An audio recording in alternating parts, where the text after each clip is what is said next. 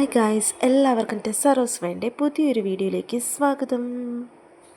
ഓണമൊക്കെ വരുമല്ലേ, എങ്കിൽ നമുക്കൊരു പരിപ്പ് പായസം അങ്ങ് ഉണ്ടാക്കിയാലോ.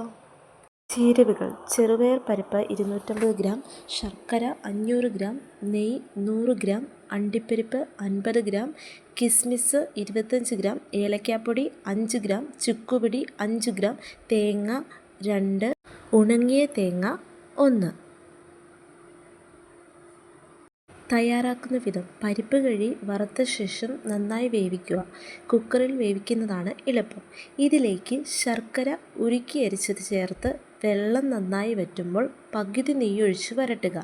തേങ്ങ ചിരകി 1/4 പാൽ മാറ്റിവെക്കുക.